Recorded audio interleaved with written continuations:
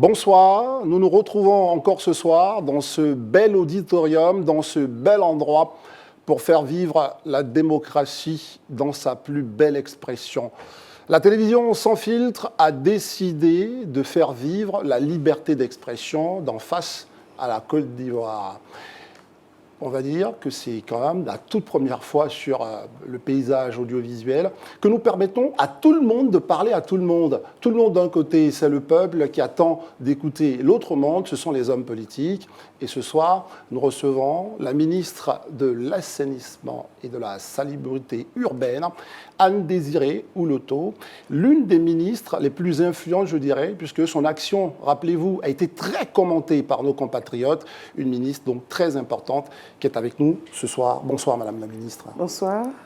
Madame la Ministre, pour vous interroger, vous recevoir ce soir, je suis en compagnie d'Israël Guébo. Bonsoir André, bonsoir à nos spectateurs dans cette salle, bonsoir aux téléspectateurs qui sont chez eux à la maison et qui peuvent réagir en direct sur les réseaux sociaux, Facebook, Twitter, Instagram, Live TV. André. Vous me prenez ou c'est moi qui vous prends au mot, Israël. De chez vous, vous aurez la possibilité, puisqu'on sait évidemment que vous êtes dans l'attente, dans vos salons, vous avez envie via les réseaux sociaux de poser des questions, n'hésitez pas à le faire. Ce soir, le peuple ivoirien regarde Anne-Désirée Ouloto. Anne-Désirée Ouloto va parler au peuple ivoirien d'en face à la Côte d'Ivoire.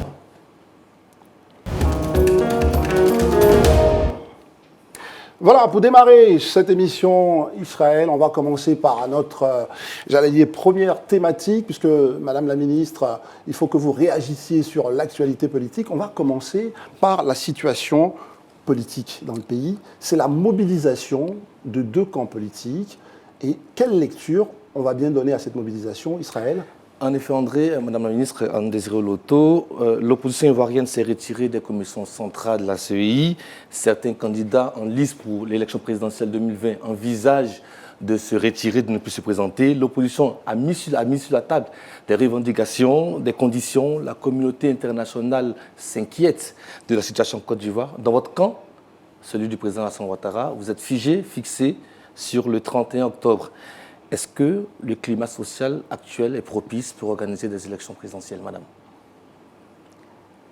Merci. Je voudrais d'entrée vous remercier pour cette belle opportunité que vous me donnez, que vous donnez également donc, à mon parti politique.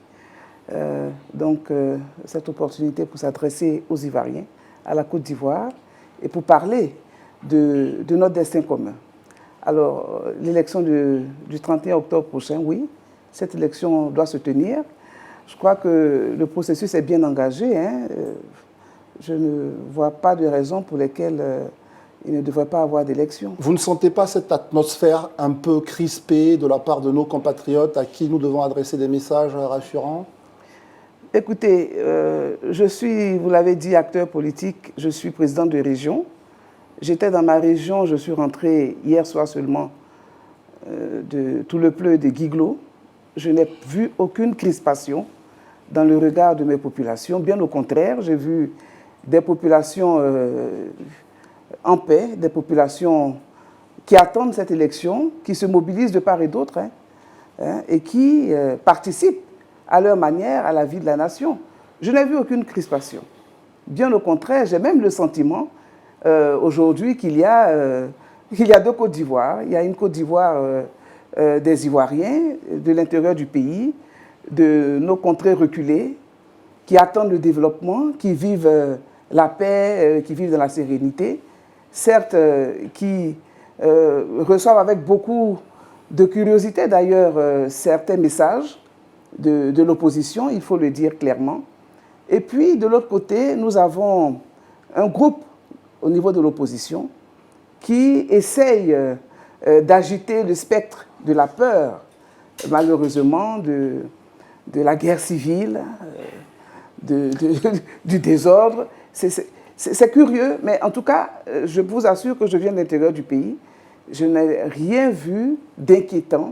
J'ai vu des Ivoiriens, tout simplement, qui vivent tranquillement et qui attendent les élections. À notre tour, de ce côté-là, vous ne voyez rien. De l'autre côté, on entend l'opposition qui appelle au dialogue, on entend la communauté internationale qui appelle à des élections libres, crédibles, transparentes, dans un climat de paix.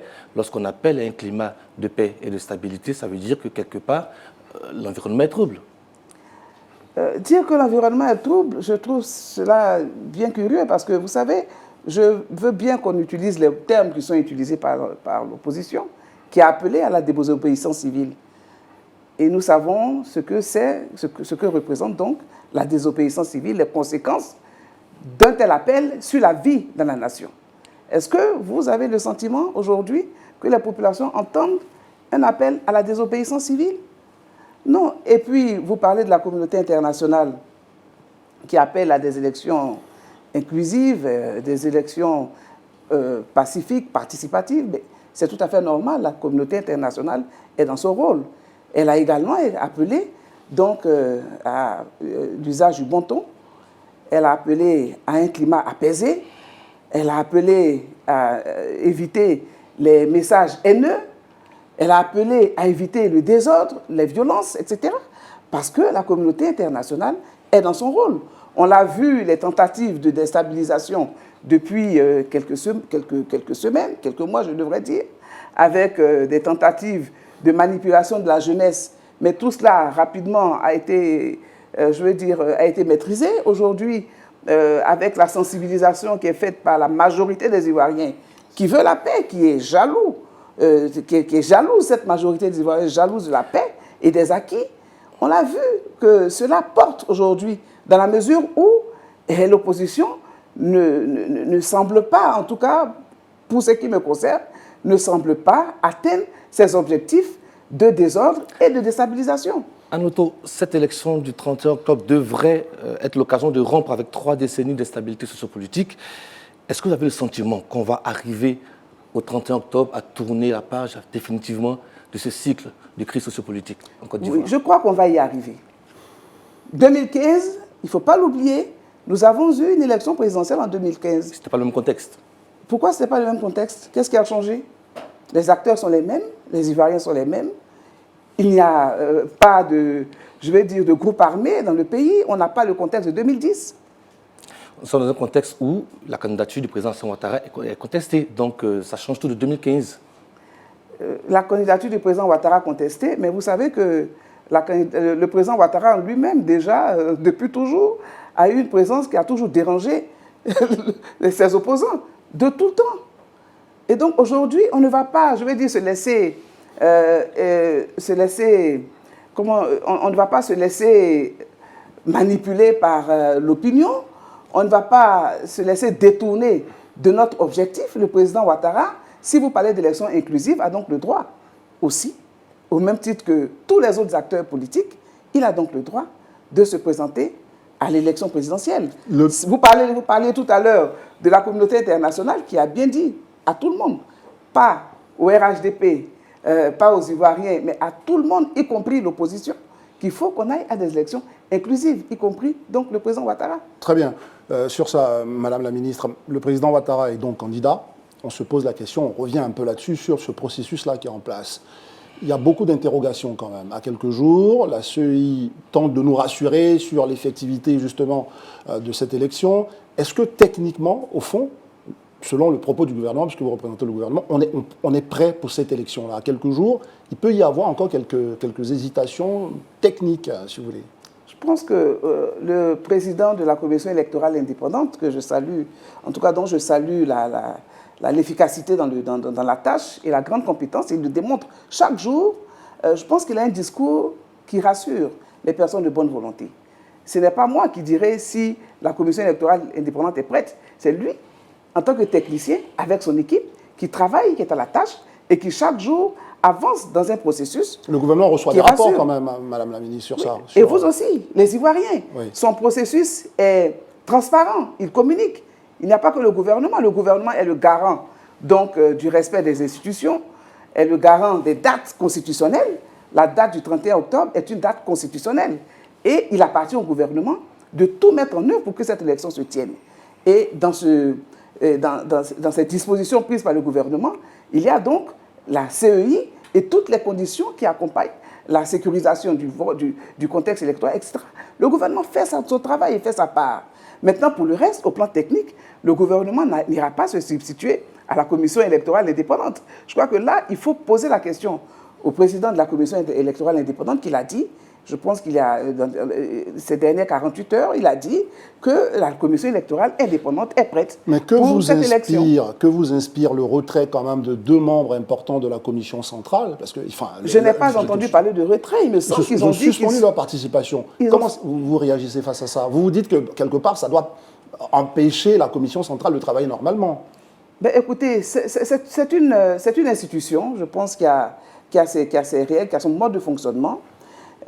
Et donc, je crois que c'est un processus dans lequel nous sommes engagés et la commission électorale indépendante s'attache au dialogue en interne et avec, justement, toutes les parties prenantes, on le voit. Donc, je considère que cette table du dialogue va nous permettre donc d'avancer progressivement.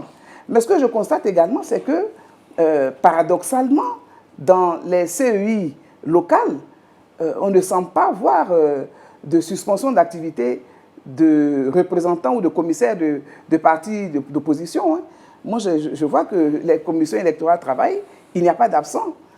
Je vous dis, j'étais dans ma région et il y a d'ailleurs, il a été organisé cette dernière semaine des ateliers de formation à l'endroit des commissaires donc, des commissions électorales locales.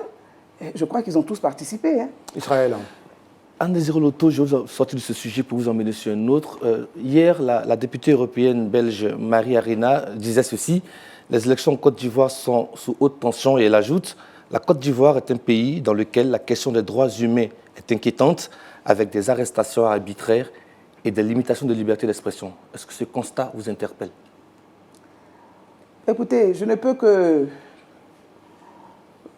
entendre de telles déclarations avec beaucoup de désolation, je l'avoue, parce que malheureusement, c'est le fruit de l'action néfaste, il ne faut pas se le cacher, hein, de l'opposition, cette action qui tente à ternir l'image de la Côte d'Ivoire et à jeter le discrédit sur les actions fortes posées par le gouvernement et par les institutions. Par quel moyen l'opposition arrive-t-elle à ternir l'image en matière de droits humains, par exemple?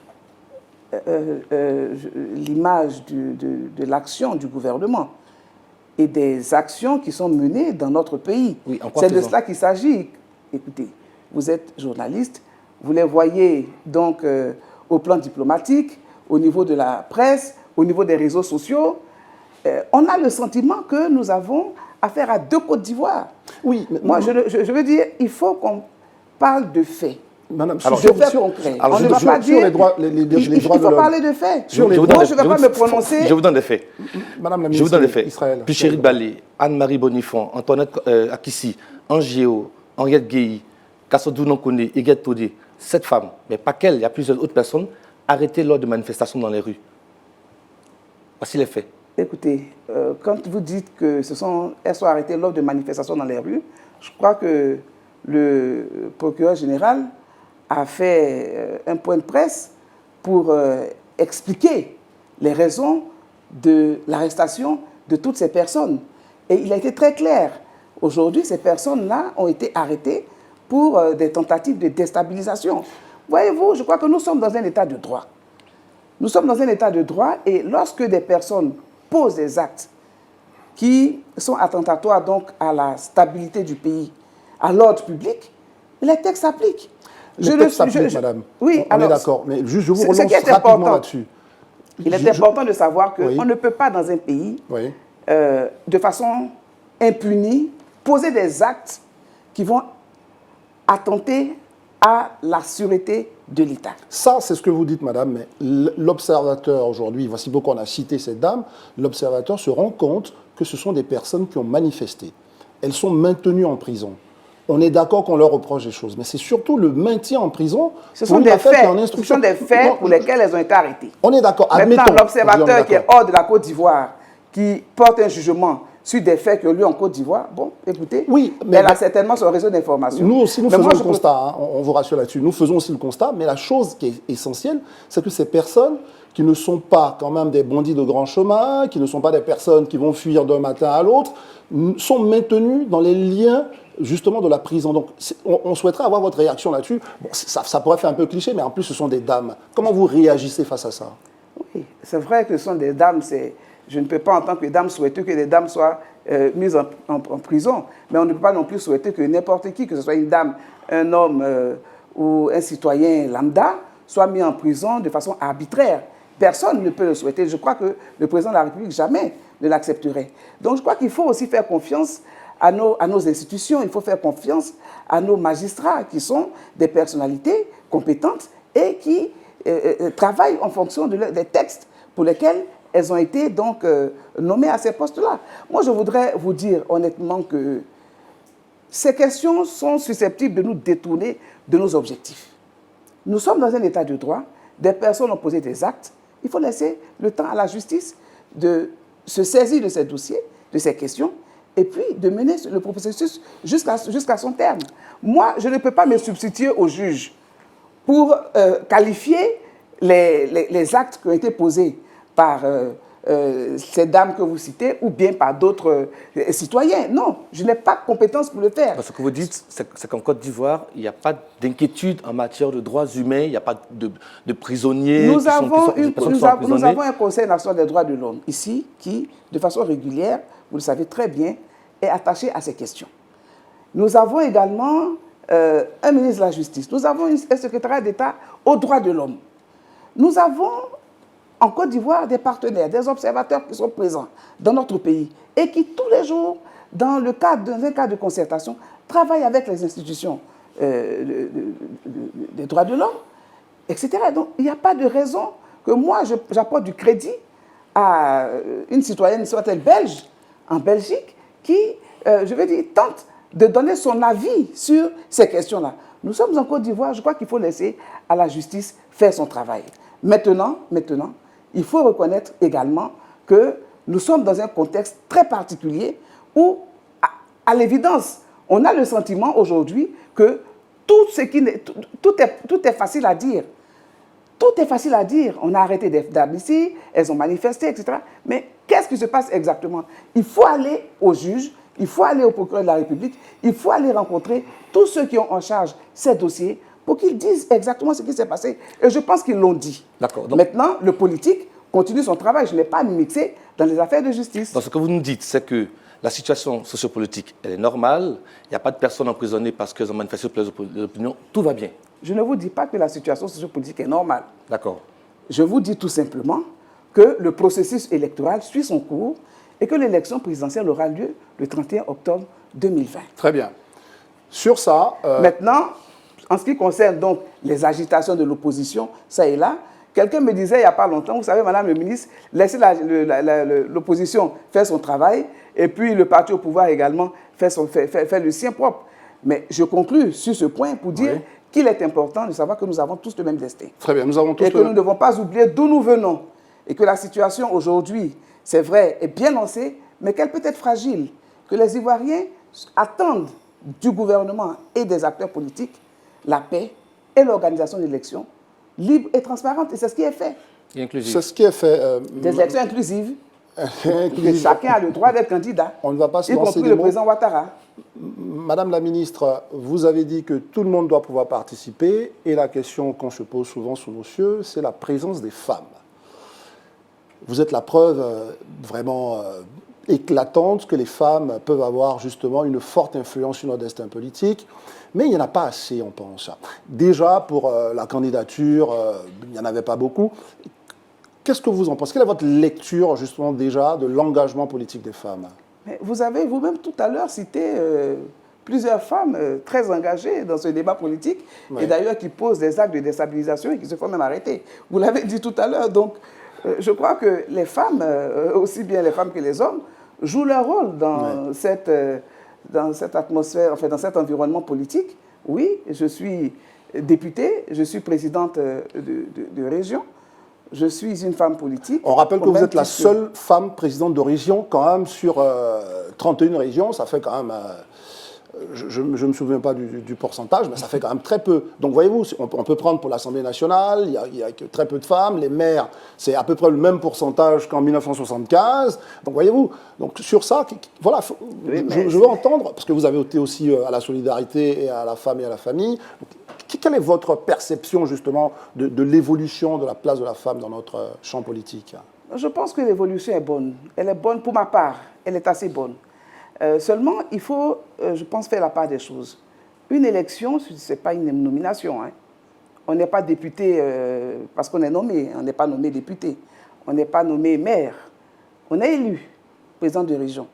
Et donc, il faut... Je ferai que sur ça, je vous coupe un peu, Israël, pardonnez-moi. Vous savez que le gouvernement a pris une mesure imposant justement aux partis politiques un pourcentage, parce que vous parlez de nomination, un pourcentage déjà même dans leurs instances, là où ils vont permettre aux femmes d'être candidates, ce qui n'est pas fait. Vous êtes une militante, hein, madame.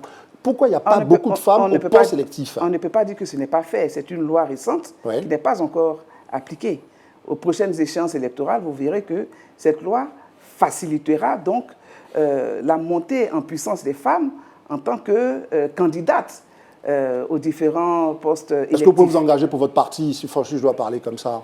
C'est bien mon parti qui est au pouvoir et qui a aujourd'hui pris la responsabilité de ce texte de loi. Donc il n'y a pas de raison. Aujourd'hui, si mon parti n'avait pas pris sur lui de présenter donc, une femme, il n'y aurait peut-être pas eu de femme présidente de région, n'est-ce pas? C'est bien mon parti qui a nommé une femme vice-présidente, qui a fait élire une femme vice-présidente du Sénat. Aujourd'hui, Mme Sarah Sako est vice-présidente du Sénat. C'est une femme issue des rangs du RHDP. Donc, pour ce qui concerne mon parti, je crois que vous enfoncez là une porte ouverte.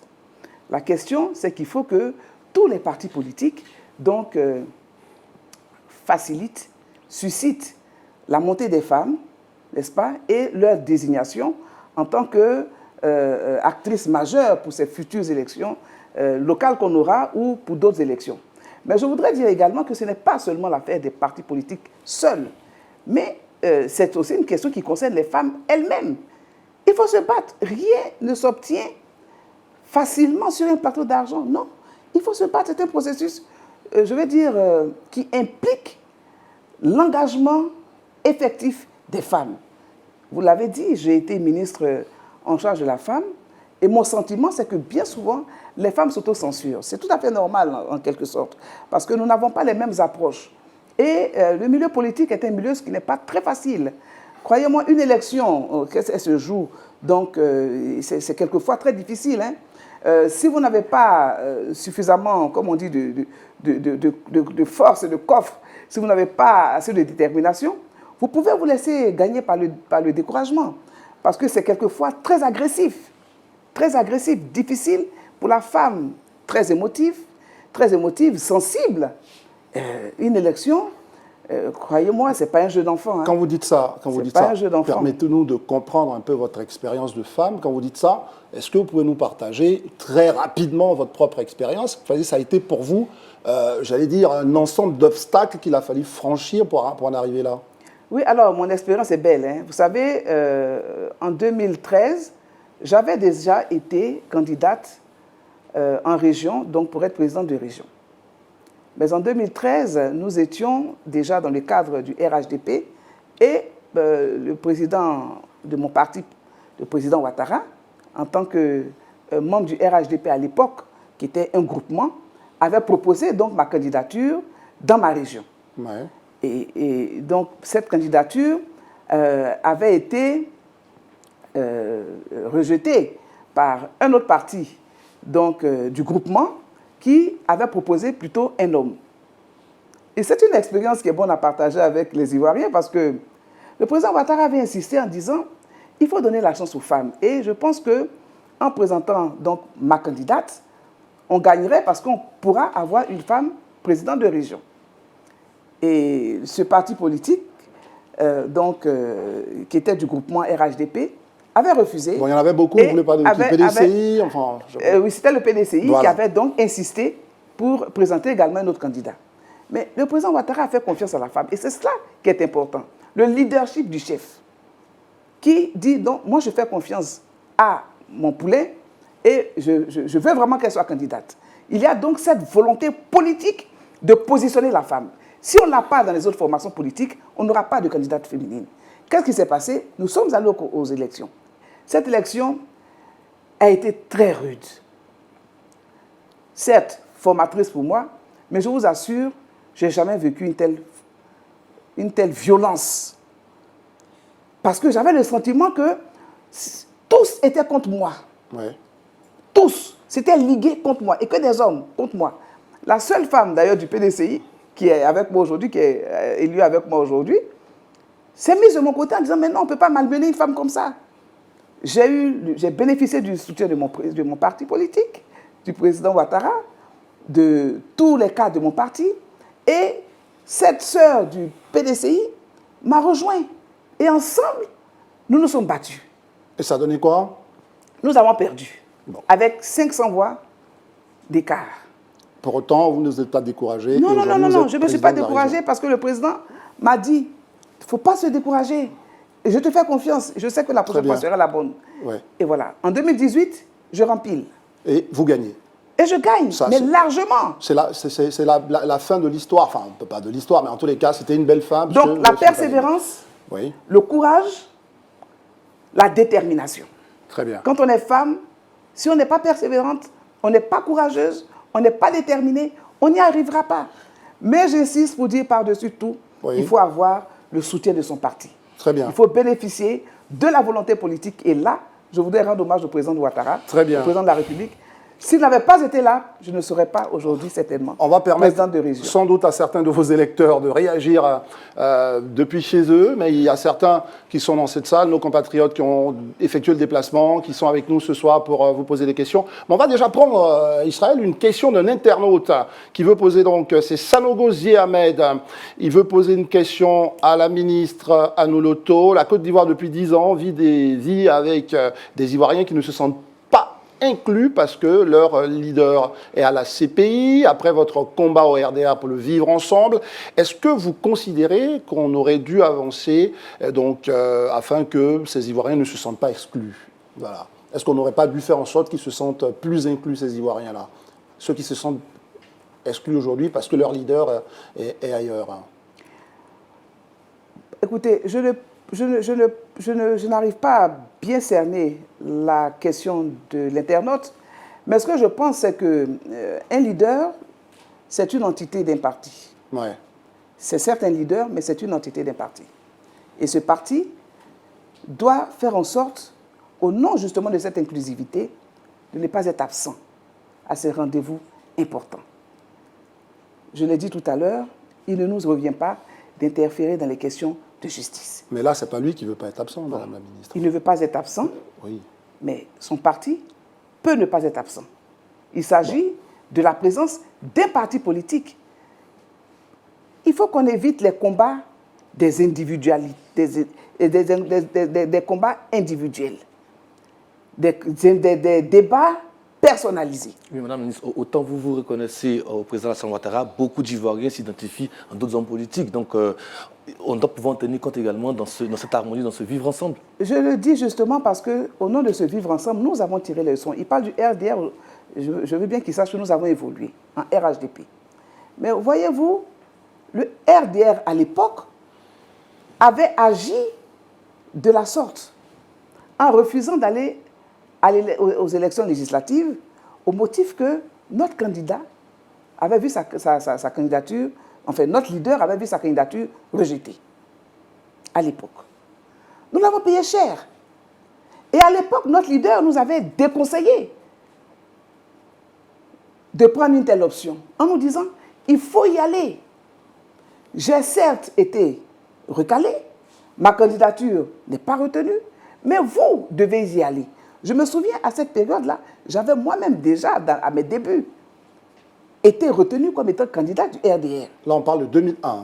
Oui, en 2001. C'est ça. Et nous ne sommes pas allés au motif que la candidature de notre leader avait été rejetée. Le problème de l'inclusion tel que posé par l'internaute était le même. Donc, ce n'était pas la participation du parti politique qui était mise en cause, c'était la participation d'un individu qui était mise en cause. Mais à cette époque, je pense que des dispositions avaient été prises pour que, un peu plus tard, M. Alassane Ouattara rentre en Côte d'Ivoire.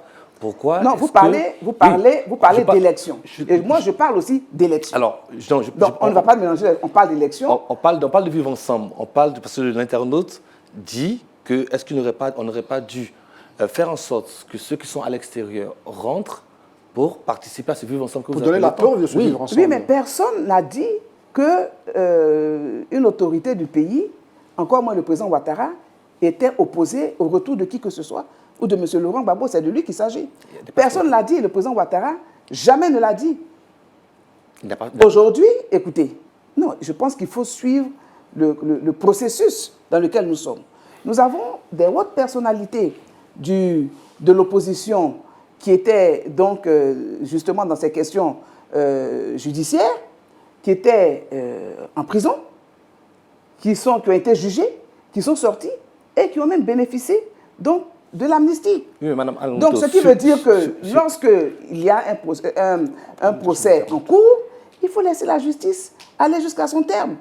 Il y a ce qu'on appelle dans le processus de réconciliation, parce que là, vous abordez la question de la réconciliation. Ouais. La réconciliation ne peut se faire sans justice. La justice est un instrument clé de la réconciliation. Si nous voulons une réconciliation durable et définitive, c'est le passage obligé. Donc, je voudrais dire honnêtement que sur la question, au nom du vivre ensemble, justement, nous devons permettre à la justice d'aller jusqu'à son terme. Très bien. Et on va prendre une autre question d'un internaute et on reviendra là-dessus, Israël et Madame la Ministre. Un autre internaute, c'est Joshua Kassou. Une initiative de la part du parti au pouvoir de dialoguer avec l'opposition ne serait-elle pas une action forte pour éviter aux Ivoiriens une élection conflictuelle? L'initiative de la part du parti et du gouvernement. Mais le dialogue n'a jamais été rompu. C'est d'ailleurs dans un processus de dialogue permanent que la commission électorale a ce format aujourd'hui et a commencé à fonctionner. Donc, honnêtement, je crois que... et puis, il faut qu'on fasse attention. Vous savez, moi, j'aime bien qu'on dise les choses telles qu'elles se vivent. Et il ne faut pas oublier que lorsque nous sommes dans un processus, ce processus qui est dynamique avance selon un chronogramme. Et il y a un temps pour chaque chose. Il y a eu un temps pour discuter, pour négocier, pour prendre en compte les préoccupations des uns et des autres. J'ai eu moi-même l'avantage, aux côtés de feu le Premier ministre Amadou Gon Coulibaly, de participer à ces plateformes de dialogue avec l'opposition. Est-ce qu'il n'est pas encore temps, aujourd'hui, encore plus qu'hier, d'engager la discussion, de dialoguer? Mais il est toujours temps, je veux dire, on ne peut jamais rompre un dialogue. Nous sommes un parti de dialogue. Donc le dialogue n'est pas rompu. Sauf qu'aujourd'hui, dans le processus électoral, nous avons des délais. Et tout le monde sait que nous avons des délais. Le problème, c'est est-ce que nous sommes tous animés d'un minimum de bonne foi? Parce que ce que nous avons ensemble décidé hier, dans le cadre de ce dialogue politique, c'est ce qui est en train d'être exécuté aujourd'hui. Mais quand on regarde aujourd'hui la situation... Alors, lorsque vous êtes dans la commission électorale indépendante, qui est censée organiser des élections, et que vous sortez de la salle de cette commission électorale indépendante, que vous suspendez votre participation, est-ce que ce n'est pas vous qui mettez un terme au dialogue? Mais il n'appartient pas aux politiques de se substituer à la commission électorale indépendante pour aller décider ce qui se fait à la commission électorale indépendante. Très bien, donc, lorsque vous êtes dans une plateforme et que vous en sortez, c'est vous qui mettez à mal le dialogue. Très bien. Vous êtes sur Live TV, vous suivez donc Face à la Côte d'Ivoire. Aujourd'hui, nous recevons Anne Désiré Ouloto, pour ceux qui nous suivent depuis le début et pour ceux qui nous prennent en marche. Nous avons dans cette salle des spectateurs qui peuvent poser des questions, comme d'ailleurs vous, les téléspectateurs, sur nos réseaux sociaux, qui pouvez également réagir. Et nous allons prendre dans la salle quelques questions. Allez-y, vous vous présentez et puis vous posez votre question. Allez-y. Allez-y, monsieur. Vous pouvez rester asseyez-vous, il n'y a aucun problème. Vous pouvez rester assis. Allez-y. Voilà. Là, vous êtes plus à l'aise. Hein. Merci bien. Madame la ministre, le président Alassane Ouattara, étant dans l'opposition, s'est plusieurs fois opposé au cumul de fonctions. Et là, nous observons que parmi les cadres du RHDP, et nous observons que même vous, vous êtes à la fois ministre, député et président de région. Quel message vous lancez à la jeunesse? Est-ce à dire qu'il n'y a pas d'autres personnes capables de pouvoir occuper ces fonctions un tant soit peu? Merci bien, Madame la ministre. Madame la ministre.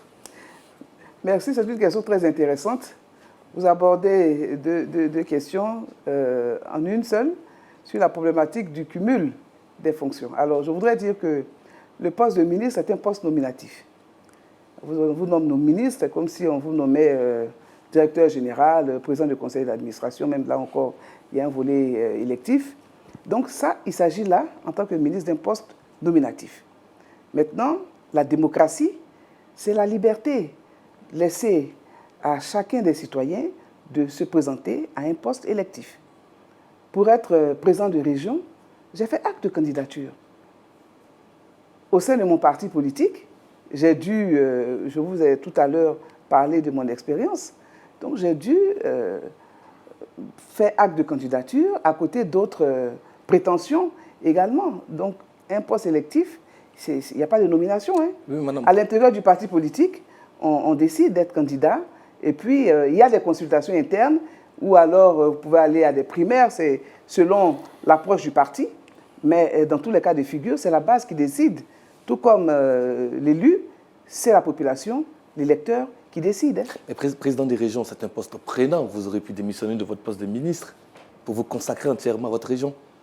Ah oui, mais là, c'est le cadre légal et réglementaire qui le permet. Aujourd'hui, le ministre peut parfaitement assumer ses fonctions de président de région. Et d'ailleurs, je voudrais vous indiquer que le président des régions, en tout cas dans ma région, j'ai 4 vice-présidents. J'ai 4 vice-présidents et les 4 vice-présidents ont des responsabilités par délégation, ce qui fait que ça ne m'empêche pas du tout d'accomplir mes tâches ministérielles autant que faire se peut. Mais Madame Donc, la ministre, nous sommes, je veux dire, dans une approche inclusive, encore une fois, et participative, oui, avec des vice-présidents, avec une direction générale, voilà, et chacun fait son travail. Donc ce n'est pas le président de région qui accomplit toutes les tâches au quotidien. Mais le président de région a une vision qu'il partage et un leadership qu'il assume dans la région. Je suis pressé d'attirer votre attention là-dessus parce que par le passé, vous le savez bien, le président de région, quand il était nommé ministre, il ne siégeait plus. Et c'est sous le président Alassane Ouattara, enfin c'était tout sous sa mandature, qu'on a ramené cette possibilité-là. Quelque part, c'est un recul pour la décentralisation. Parce que quand un ministre, évidemment, va passer plus de jours à Abidjan que dans sa circonscription, où il est censé parler justement à ses électeurs et régler les problèmes de développement, je pense que est-ce que ça ne peut pas être perçu comme un recul finalement, ma question? Non, je pense que c'était l'ancienne approche, c'était plutôt un recul par rapport à la démocratie. Pourquoi? Parce que lorsque une liste est élue dans le cadre des conseils régionaux, vous savez, en général, c'est la tête de liste que les populations désignent. Vous le savez bien, qu'on choisit telle liste parce qu'elle est portée par Anne Loto, parce qu'elle est portée par Patrick Hachi, parce qu'elle est portée par un tel ou une telle. Peut-être que ça a de faire changer cette perception des choses, Madame la ministre. Ben écoutez, parce qu'il faut que nos concitoyens je pense que c'est un groupe qui gagne aussi. C'est un groupe, certes, qui gagne, mais la réalité, moi je vous parle de la réalité, est qu'en fonction de la tête de liste, les populations se prononcent. Vous savez que ma liste a bénéficié du soutien d'autres partis politiques, tout simplement parce que c'était moi qui étais tête de liste. Et donc, là, je voudrais, pour répondre à la question de la question qui a été posée, c'est dire qu'il faut faire la part des choses entre les postes nominatifs et les postes électifs. Mais c'est une question, je veux dire, d'approche philosophique. Hein. Aujourd'hui, est-ce qu'un président de région qui est en même temps ministre, est-ce que une telle personnalité aide mieux sa région? On peut ouvrir le débat, hein, et moi j'aime bien ce genre d'approche. Regardez, vous verrez qu'en général, il y a toujours un plus. Pourquoi? Parce qu'il faut tenir compte de notre contexte social, de notre contexte sociologique, avec le président de région ministre, je vous assure que je sens aujourd'hui ma région plus forte, je sens un leadership plus affirmé et je sens des populations plus réceptives. On va prendre une autre question dans le public. Je vois un doigt. Allez-y, derrière. Merci Madame la Ministre pour l'opportunité que vous nous donnez de pouvoir s'exprimer. Tout à l'heure, dans votre développement, il semble que vous accusez l'opposition de ternir l'image du pays à l'extérieur. Sachant qu'un pays démocratique se définit par la qualité de son opposition, son processus électoral, les libertés civiles, la participation politique et puis la culture politique. Est-ce à dire que vous combattez en fait la divergence des idées et les avis politiques en fait? Du tout. Je n'accuse pas l'opposition de quoi que ce soit, je parle de faits. Vous savez, lorsque, en tant qu'opposant, vous dites des choses à l'opinion internationale qui n'ont rien à voir avec la réalité, malheureusement, le constat est que vous ternissez l'image de votre pays. C'est ce que je constate. Sinon, je n'ai pas à condamner quoi que ce soit. Lorsque un opposant dit que la Côte d'Ivoire est au bord de la guerre civile et que moi je rentre de ma région où j'ai vu des populations vaquer tranquillement à leurs occupations, heureuses de voir donc des chantiers ouverts, heureuses de pouvoir réaliser leurs ambitions, leurs projets de vie, heureuses de pouvoir bénéficier des filets sociaux. Lorsque je vois des jeunes aujourd'hui, avec leurs projets, bénéficier de soutien, de Agir 3 pour les jeunes, etc. Où est la menace de guerre civile? Et c'est cela que je condamne en quelque sorte, mais l'opposition, elle est libre. Hein. Moi, je n'ai pas de, je vais dire, je n'ai pas la prétention d'empêcher qui que ce soit de défendre ses idées. On a tous le droit. Moi, j'ai été militant du RDR, je suis aujourd'hui RHDP, je suis libre de mes opinions, mais les autres également sont libres de leurs opinions. Au contraire, nous les encourageons d'ailleurs, pendant qu'on y est, à se joindre à nous dans ce processus électoral pour rejoindre donc ce processus-là et aller défendre chacun nos idées, notre projet de société, pour que ces élections soient très belles dans l'intérêt des Ivoiriens. Nous allons encore prendre des avis ou des questions de nos internautes. C'est Pouété Kémon qui demande à Madame la Ministre comment concevez-vous le fait que votre village, c'est quelqu'un de la région, un Claon dans le canton de Nézo, n'est pas électrifié. Je ne sais pas si il y est vraiment, il dit vrai. Même la voirie est impraticable. Ah, Madame, ça peut être un point quand même qui peut piquer un peu. Non, ça ne peut pas piquer parce que ça me demande simplement que cette personne... si elle est vraiment de Claon, ça veut dire que ça doit faire seulement des décennies qu'elle n'y est pas allée. Alors donc dites-nous la réalité là. Aujourd'hui, vous savez, il parle de Nézo, c'est le canton en fait, mais il devrait dire la sous-préfecture de Nézobli. Donc la sous-préfecture de Nézobli aujourd'hui a tous ces villages qui sont soit électrifiés, soit en cours d'électrification. Donc les 10 villages de la sous-préfecture de Nézobli le sont. Je voudrais également lui dire que quand on est président de région ou membre du gouvernement, et je crois que c'est ça qui devrait nous interpeller tous, en termes de gouvernance, il ne m'appartient pas de réserver un sort particulier à mon village parce que je suis ministre, parce que je suis président de région. Mon village, je veux dire, est intégré à tous les projets qui concernent tous les villages, à des projets de reprofilage qui se font de façon périodique. Et donc, je ne sais pas s'il a été récemment à Claon. Mon village, ce n'est pas Claon, mais c'est plutôt Claon. Donc, s'il a été à Claon, c'est vrai qu'en raison de la saison des pluies, la route s'est quelque peu dégradée. C'est une réalité. Mais après la saison des pluies, en général, au mois de décembre, nous passons des fêtes magnifiques parce que les routes sont reprofilées. La saison sèche aide donc à maintenir la route en bon état. Ce sont des routes qui ne sont pas bitumées, ce sont des pistes villageoises. Et ces routes sont magnifiques au mois de novembre et de décembre parce qu'il n'y a pas de pluie. Elles sont reprofilées, c'est partout ailleurs. Hein. Vous donnez envie d'aller faire un petit tour donc, dans ce petit village, sans doute. Ah oui, un petit village magnifique, je vous y invite. D'accord, donc ça pourrait être, pourquoi pas, un début de réconciliation pour beaucoup, aller rendre visite à la ministre dans son village. Mais bon, il se trouve qu'il y a beaucoup plus de mesures politiques qu'on attend des politiques pour ce qui est de la réconciliation nationale. Alors, qu'est-ce qu'on fait véritablement là, aujourd'hui? On voit qu'il y a les sons sont discordants. C'est vrai qu'en politique, on doit être d'avis différents. Mais là, on a un vrai problème sur la réconciliation nationale. Et votre parti, semble-t-il, n'a pas totalement fait les choses comme il fallait. C'est où est-ce que vous avez véritablement péché au niveau de la réconciliation nationale, Madame la Ministre? Bon, écoutez, vous savez, quand vous dites qu'on a un vrai problème en matière de réconciliation, là encore, je suis sceptique. Ce qui est intéressant, je pense, avec cette tribune que nous animons ce soir avec vous-même, c'est que, pour ce qui me concerne, je suis un acteur local. En plus d'être membre du gouvernement, je suis président de région. Et cela aide à la compréhension des choses. Je suis également issu d'une région qui a été particulièrement touchée par les décennies de crise que nous avons vécues. Et j'ai, dans cette région, tout comme dans les autres régions d'ailleurs du pays, plusieurs acteurs politiques. Hier, j'étais de l'opposition. Aujourd'hui, je suis du parti au pouvoir. Et en tant que membre du parti au pouvoir, j'ai d'abord donné l'exemple. Vous savez, la réconciliation. En quoi faisant précisément? En m'engageant dans le processus de réconciliation. Et cet engagement est valable pour tous.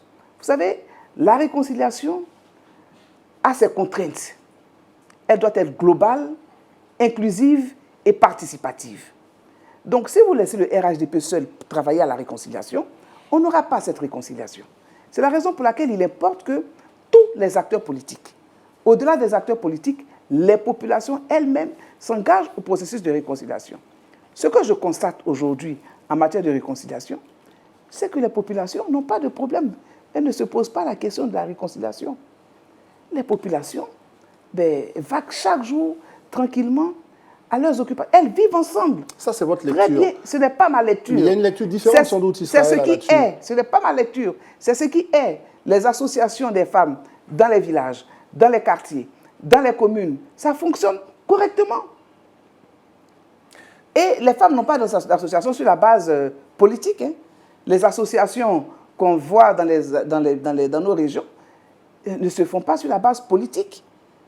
Vous avez dans ces associations les femmes de tous les partis politiques. Mais comment arrivent-elles à organiser des activités festives, récréatives, sans parler de réconciliation? Parce que justement, elles ont dépassé ces blocages-là. Elles ont brisé les murs de méfiance. Elles ont réappris à vivre ensemble sur la base de la confiance, en se disant, nous avons un destin commun, c'est la paix. Moi, je voulais vous ramener un peu dans votre région, et vous l'avez dit un peu dans la première partie de cette émission, il ne peut y avoir de réconciliation sans justice, c'est sans vos mots que je reprends. Djokwe, Petit Djokwe, Guitrozon, Fengolo, Djuruzon, des villages pillés, incendiés, des personnes assassinées. L'histoire est dure, mais l'histoire est là, elle est réelle. 2002, 2003, 2005, 2011.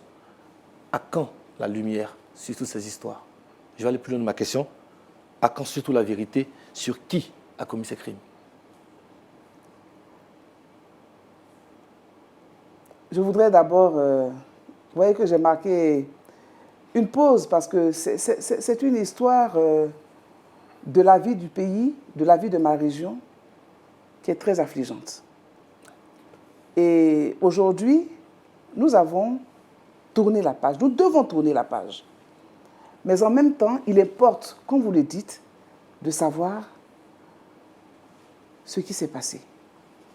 Combien avons-nous eu de morts, etc. Mais cela s'inscrit dans le processus de réconciliation. Aujourd'hui, vous avez cité des localités, Kitrozon, Yurozon, vous avez cité Petit Djokwe, vous avez cité Djokwe Carrefour ou pas, mais toutes ces localités ont fait l'objet donc d'atrocités. On pourrait étendre cela à d'autres localités de la région du Cavalier également. Aujourd'hui, où est-ce qu'on en est? Ce processus-là, vous savez, suit son cours. Mais il n'est pas trop long, parce que les victimes sont en attente. On a parlé de CDVR, qu'on arrive, tout ça. Il faut qu'à un certain moment, le peuple, vos concitoyens qui vous voient tous les jours, ressentent véritablement qu'il y a quelque chose qui est fait pour eux. Toutes ces victimes-là, nos frères et sœurs. Beaucoup est fait. Vous savez, il y a eu la CDVR, dont les conclusions, dont les rapports le rapport a été transmis au gouvernement. Oui. Ce qui a permis au président de la République de créer la CONARIV. Et la CONARIV également, dans une approche inclusive et participative, a travaillé. Aujourd'hui, le fichier des victimes de la crise existe, est connu. La réparation suit son cours, les indemnités également suivent leur cours. Des centaines et des centaines de victimes sont indemnisées et ont déjà été indemnisées par le ministère de la Solidarité. C'est une réalité. Je crois que c'est bon aussi de faire un tour dans ces localités et de faire parler les victimes. Il y a eu des réparations, la prise en charge des interventions chirurgicales de plusieurs victimes. Donc, il y a eu beaucoup de faits, beaucoup d'efforts ont été réalisés. Nous avons également le relèvement des victimes. Voyez-vous, toutes ces personnes qui avaient pratiquement tout perdu, avec les filets sociaux, avec des activités génératrices de revenus qui ont été financées par le gouvernement. Tout cela permet aujourd'hui, dans cette région, de voir ce que vous observez aujourd'hui. Qu'est-ce que c'est? Des populations qui ne veulent plus entendre parler de guerre. Très bien, ces populations ne veulent plus entendre parler de guerre. Elles ne veulent plus entendre parler de guerre. Madame la ministre, on va Elles permettre... ne veulent plus entendre parler de désordre. Oui. C'est la raison pour laquelle l'appel à la désobéissance civile ne prospère pas dans ces régions-là. D'accord. Tout simplement parce que les populations ont tellement souffert de ce qui s'est passé. Elles ont réappris à vivre ensemble. Aujourd'hui, elles se relèvent progressivement grâce aux appuis de l'État que plus jamais elles n'accepteront de se laisser manipuler. Plus jamais, vous l'avez dit, Madame la Ministre. On va permettre à d'autres de nos concitoyens de nous poser des questions. C'est Living Grace, c'est une dame, Madame Ouleto, en tant que présidente de la région. Quel a été votre ressenti sur le génocide de Duékoué? On en a parlé à l'instant, Guy Trozon, etc. Qu'est-ce qui a été fait pour consoler et les populations? C'est une question à laquelle vous avez répondu, bien évidemment, dans un instant. J'ai répondu à cette question. Mais vous savez, tout à l'heure, le monsieur qui a posé la question sur Claon, vraisemblablement, est quelqu'un qui n'y va pas régulièrement. Et bien souvent, je suis désolé de le dire, hein, il faut reconnaître que tous ceux qui parlent de génocide, ouais, etc., ce sont des personnes qui sont en général loin de la Côte d'Ivoire, qui ne vivent pas ici et qui sont absentes du pays depuis bien longtemps et qui sont totalement déconnectés des réalités de notre région. C'est dommage, mais je pense qu'aujourd'hui, il ne faut pas, je vais dire, remuer le couteau dans la plaie. Ce que nous devons tous faire, c'est faire en sorte que les Ivoiriens continuent donc dans ce processus de pardon et de réconciliation nationale. C'est un processus qui va durer encore un peu longtemps. La question foncière est une question qui est l'une des causes de tous ces conflits qui sont dans cette région-là. Qu'est-ce qui est fait pour que durablement on ait la paix, la stabilité, pour que cette question-là soit réglée? La question foncière n'est pas particulière à la région de l'Ouest. Oui, comme on vous a et que vous êtes de la région, c'est pour cela que je vous pose la question par rapport à cette région. Mais vous voyez bien aujourd'hui, vous voyez bien qu'il y a des avancées. La réalité vécue il y a 10 ans et plus est totalement différente de celle qui se passe aujourd'hui. Quelle avancée il y a aujourd'hui? Aujourd'hui, l'avancée est que nous avons rétabli la confiance entre les populations et les institutions de l'État. Aujourd'hui, les populations, dans le cadre donc, du processus de réconciliation et de renforcement de la cohésion sociale, se parlent, des plateformes de dialogue, des plateformes de rencontres sont installées dans tous les villages. Vous avez des plateformes de cohésion sociale. Et aujourd'hui, par le dialogue, les populations réussissent donc à l'amiable, par la discussion, à régler ces problèmes. Ensuite, aujourd'hui, grâce au cadre légal, donc les populations également trouvent des solutions par voie de justice. Et donc, progressivement, je voudrais dire que des questions avaient été posées dans la région sur notamment les occupations dans les forêts classées ou dans les parcs nationaux, notamment le parc national du Mont Péco. Mais ce sont des questions spécifiques qui ont, elles aussi, été adressées. Au point où, aujourd'hui, nous sommes dans un processus qui, progressivement, permet aux populations de sortir de ces problèmes. Donc, on n'a pas un problème spécifique de foncier à l'ouest de la Côte d'Ivoire. Non. Merci, Madame la Ministre, pour tout cet éclairage sur la vie dans votre région, parce que aussi l'arrière-pays, il n'y a pas qu'Abidjan, continue de marquer aussi par ses revendications, par le regard qu'on doit porter sur lui, continue de nous interpeller à travers cette émission, et nous en sommes reconnaissants. Face à la Côte d'Ivoire, avec aujourd'hui la ministre Anne-Désirée Oloto, nous avons parlé de politique, nous avons parlé de réconciliation. On ne peut pas ne pas parler d'assainissement et de salubrité parce qu'elle est en charge d'un ministère qui règle ces questions-là. Madame la ministre, 44 éditions de l'opération Grand Ménage que vous avez initiée, avez-vous le sentiment que le message est passé auprès des populations? Autrement dit, est-ce que cette opération s'est avérée efficace? Merci. L'opération Grand Ménage, vous savez, s'inscrit dans le cadre de la stratégie de sensibilisation et d'éducation au changement de comportement. Oui, cette opération continue de faire son bout de chemin. Elle est pertinente, elle était nécessaire, elle permet aujourd'hui aux populations progressivement de revoir leur rapport avec leur cadre de vie.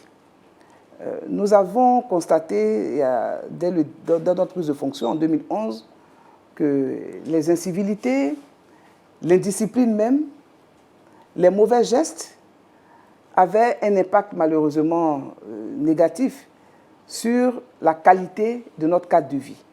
C'est la raison pour laquelle, à côté des initiatives du gouvernement, il était important de susciter l'engagement des populations, l'engagement du citoyen, faire en sorte qu'il soit également acteur de l'amélioration de notre cadre de vie. Et nous aimons le dire, notre slogan, c'est la propreté, c'est l'affaire de tous. Parce que le gouvernement, à lui seul, ne pourra y arriver. Mais il y a aussi que nous devons nous rendre à l'évidence et dire que nous devons nous inscrire donc dans la durée. C'est un processus qui aujourd'hui est sur une bonne trajectoire. Il nous faudra donc maintenir cette pression-là pour que les populations, donc, de façon régulière, prennent soin de leur cadre de vie à travers des gestes simples. Très bien. Sur ça, Madame la Ministre, au tout début, vous savez, on vous a surnommé, je pense que c'était même joliment, Maman Bulldozer. Mais quand même, sur le Maman Bulldozer, il y a eu quand même beaucoup de casse. Je pense qu'il y a des populations qui ont été installées, vous savez comment ça s'est passé, par des mairies ou des services de l'État, dans des coins de rue, qui ont fait des investissements. Et ceux-là, le sentiment qu'on a eu, c'est qu'on n'a pas pensé à les indemniser. On voulait rendre nos villes jolies, mais socialement, on n'a pas pensé à les encadrer, à les aider à repartir sur de nouvelles activités. Est-ce que ça, vous pensez que ça a été peut-être la fausse note de cette belle opération que vous avez menée? Ben, écoutez, vous m'embarrassez avec, je le dis honnêtement, vous m'embarrassez avec une telle question parce que c'est une réalité qui pose de véritables problèmes. Ces personnes dont vous parlez, qui ont été donc invitées à se déplacer et à s'installer sur des sites mieux indiqués, adaptés, posaient des problèmes par leurs installations, donc pas seulement à l'esthétique de la ville, ce n'était pas pour l'esthétique de la ville, mais c'était surtout pour éviter des catastrophes. Lorsque vous bouchez des caniveaux, vous bouchez des canaux d'évacuation des eaux de pluie, volontairement. Lorsque vous enfermez des bouches d'incendie dans vos installations maquis ou autres, vous mettez en danger la communauté. Et c'est cela que nous avons fait dans nos opérations, qui sont en réalité des opérations de mise à niveau. Il ne s'agit pas, c'est pas de casser pour casser. Voyez-vous, aujourd'hui, tout le monde s'inquiète de la question des inondations. Mais ce que nous vivons dans les inondations, c'est aussi une conséquence de ces installations anarchiques et du désordre urbain. Malheureusement, vous savez, il faut assumer notre histoire. Cette histoire-là, malheureusement, vous l'avez dit, Oui. ce sont les installations anarchiques, les autorisations qui ont été données ça et là, sans contrôle. Des personnes se sont installées sur des ouvrages d'assainissement, elles se sont installées là où il ne fallait pas s'installer, Mais il fallait travailler. D'accord, il fallait travailler madame. pour... Puisque vous m'avez dit que vous étiez un peu embarrassé, je voudrais quand même repréciser ma question. Non, je suis embarrassée parce que vous demandez pourquoi ces personnes n'ont-elles pas été indemnisées. Oui, parce que de toutes les façons, c'est des personnes qui participent quand même à faire vivre d'une certaine façon notre économie. Donc je pense que le gouvernement aurait pu, compte tenu du désordre qui a été installé, pas seulement de leur fait, aurait pu penser à créer un autre cadre plus propice pour qu'on n'ait pas des gens qui se retrouvent sans travail, etc. Mais des cadres ont été créés. Je peux vous donner par l'exemple de la zone de Ndautré pour les artisans. Des cadres ont été créés, pris en charge sur le budget de l'État, financé par l'État de Côte d'Ivoire et mis à la disposition des artisans. Vous savez qu'ils ont refusé d'y aller. Ah ouais? Oui, qui ont refusé d'y aller parce qu'ils estiment que là où ils se sont établis, donc de leur propre chef, les arrange mieux. C'est ça aussi la problématique. On devra pouvoir, je veux dire, lorsque nous voulons être un pays émergent, nous voulons être un pays moderne, nous voulons être un pays développé, il faut que nous puissions avoir tous le même niveau d'engagement et que nous puissions en assumer tous les conséquences. En tant que membre du gouvernement, je crois qu'il y a eu des phases de sensibilisation, d'information déjà, ensuite de sensibilisation, pour amener la population à se déplacer.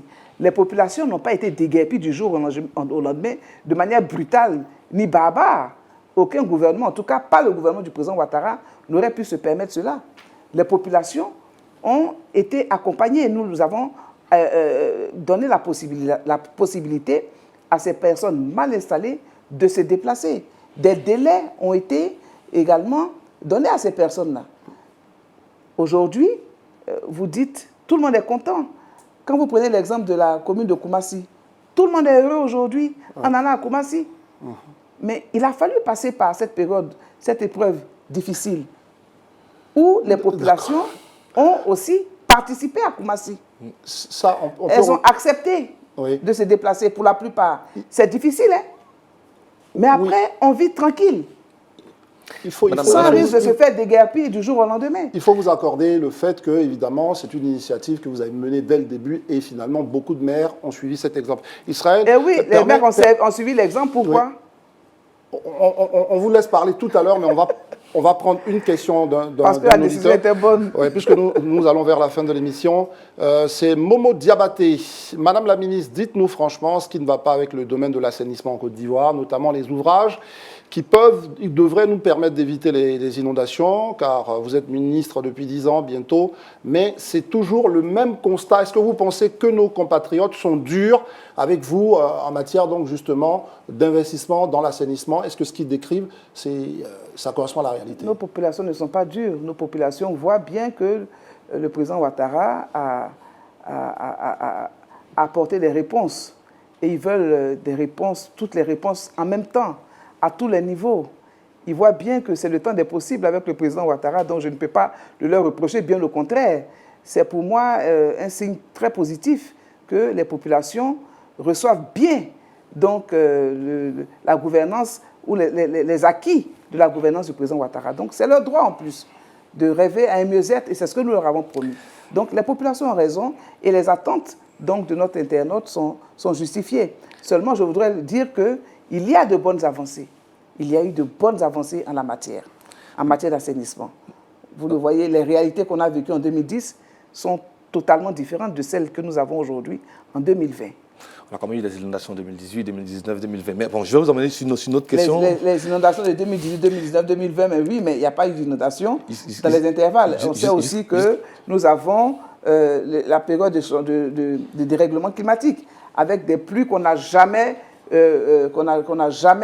vues en Côte d'Ivoire depuis plus de 30 ans. Il faut aussi tenir compte de cette donne-là. Je vais vous amener sur un autre sujet, Madame la Ministre, si vous le voulez bien, puisqu'on est vraiment vers la fin. Selon des récents chiffres, on sommes vraiment à 5 à 6 millions de tonnes de déchets plastiques générés en Côte d'Ivoire chaque année. 5 à 6 millions, c'est énorme. Alors qu'en Côte d'Ivoire, on sait très bien qu'il y a un décret qui interdit la production, l'importation, la commercialisation, la détention, l'utilisation des sachets plastiques. Et même il y a des sanctions qui sont prévues, hein. On va jusqu'à 6 mois d'emprisonnement, jusqu'à 1 million d'amende. Pourquoi on a encore autant de déchets plastiques en Côte d'Ivoire? 5 à 6 millions. On a encore autant de déchets plastiques en Côte d'Ivoire parce qu'on a encore beaucoup d'incivisme et d'indiscipline. Ce n'est pas de la faute du gouvernement qui n'a pas suivi, qui ne met pas la pression sur les populations pour faire du suivi de cette... Mais surtout sur les industriels. Les industriels ont suivi. Hein. Vous savez, en zone industrielle, il y a eu de bonnes avancées. Si vous regardez aujourd'hui, même dans les grandes surfaces, vous verrez qu'à toutes les caisses, vous ne verrez aucun sac plastique. Vous verrez que des sacs réutilisables. Donc la faute est aux populations. La faute est à tout le monde. La faute est à tout le monde. Et tout à l'heure, vous avez dit, dans votre question, Madame le ministre, vous avez déguerpi les gens sans accompagnement. Mais nous ne sommes pas un État, je veux dire, qui agit sans tenir compte des réalités, sans tenir compte de nos populations, sans tenir compte des besoins de nos populations. Le problème aujourd'hui, quand vous voyez la prolifération des sachets plastiques, quels sont ceux qui utilisent les sachets plastiques ou qui les vendent dans les rues? Ce sont les petites commerçantes, les vendeuses à la criée qui vendent les sachets d'eau ça et là dans la rue. Mais d'où viennent ces sachets d'eau? Quand vous remontez la filière, je peux vous décrire tout cela. Mais le problème, c'est que quand vous leur mettez la main dessus et que ces commerçants se retrouvent, ces petites commerçantes se retrouvent donc face à la justice, c'est pour revenir à ce que vous dites là. Madame le ministre, vous êtes sans cœur, hein? Vous agissez contre ces pauvres populations. Je n'agis pas contre ces populations. Donc le problème, c'est qu'il faut lutter contre les incivilités. Il faut lutter contre l'indiscipline. Nos industriels aujourd'hui ne fabriquent plus ces sacs plastiques, en tout cas dans nos zones industrielles.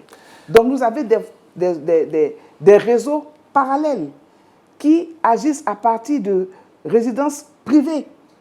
Et aujourd'hui, quand vous posez la question à la brigade de salubrité, vous verrez le nombre d'arrestations, le nombre d'unités de fabrication de ces sachets, le nombre d'unités de fabrication de ces sachets d'eau qui sont fermés chaque jour en Côte d'Ivoire. Donc, c'est un processus qui nécessite, il faut que je puisse le dire sur ce point, c'est très important, c'est un processus qui nécessite l'engagement de tous. L'État fait sa part. La réglementation aujourd'hui existe. La mesure a été prise. Les industriels essaient d'accompagner l'État. Et je voudrais, en tout cas, les en féliciter. Mais il faut que le secteur informel accompagne cette décision de l'État. Dans l'intérêt à nous tous. Une dernière chose sur ça. La preuve, ces déchets plastiques, ça c'est important qu'on le dise, créent beaucoup de dégâts à nos ouvrages d'assainissement. Malheureusement, bouchent les caniveaux. La conséquence, ce sont les inondations. La conséquence, c'est que ces eaux de pluie sont mal évacuées. Alors, si ensemble, nous ne nous engageons pas tous à lutter contre ces sachets plastiques néfastes, non seulement notre environnement, mais dangereux pour nos ouvrages d'assainissement, nous ne nous aidons pas nous-mêmes et l'État va continuer à investir des milliards et des milliards de francs, ce n'est pas pour l'entretien de ces ouvrages-là. Très bien. La meilleure solution, c'est de lutter contre ce mauvais comportement. Une chose que vous défendez aussi, c'est vraiment la tranquillité, j'allais dire, sonore dans nos cités. Les nuisances sonores. Les nuisances sonores, la question des nuisances sonores, on n'y arrive pas. Alors, qu'est-ce que vous mettez en place finalement pour que, ça sous forme de dernière question, pour que l'Ivoirien décide de considérer la tranquillité de son voisin? C'est l'Ivoirien lui-même qui doit prendre conscience qu'il a un rôle important à jouer dans la tranquillité de l'autre. Vous savez, lorsque vous êtes chez vous, que vous mettez des niveaux de décibels tels que votre voisin n'arrive pas à dormir, vous savez que dans aucun pays au monde, on a pu mettre un policier derrière un citoyen. Donc, nous ferons ce que nous pouvons. Nous continuons de sensibiliser. Et la sensibilisation est très large avec tous les acteurs du secteur, avec la société civile, avec les religieux, avec les tenanciers de maquis et de bars. Les sanctions sont menées. Des personnes essayent par moment donc de se conformer à la réglementation, mais contournent également cette réglementation. Je crois que la meilleure approche, c'est la sensibilisation. C'est l'engagement de chacun, la bonne volonté des uns et des autres. Donc, moi, je saisis cette opportunité que vous me donnez pour lancer un appel à vous, les amis de la presse, la télévision, la radio, tous ceux qui, à travers des médias, les réseaux sociaux, avec de grands activistes, on devrait tous s'engager pour aider au changement de comportement. Très bien. Ça nous aidera à lutter contre les nuisances sonores, ça nous aidera également en matière de propreté et d'assainissement de nos cités. Autrement, nous devons pouvoir tirer le chapeau au gouvernement pour ces importantes avancées en matière d'infrastructure au niveau donc de l'assainissement que de la gestion des déchets, notamment dans le district d'Abidjan. Merci Madame la Ministre. Merci pour ce rendez-vous extrêmement instructif autour d'un pan de notre vie nationale. Merci à tous de votre participation face à la Côte d'Ivoire. Vous le savez, votre rendez-vous qui court du lundi au mercredi. Donc demain, nous nous retrouverons ici même pour un autre moment d'échange autour de notre destin qui est toujours en création et en modification. Merci à tous. Passez une excellente fin de soirée sur Live TV.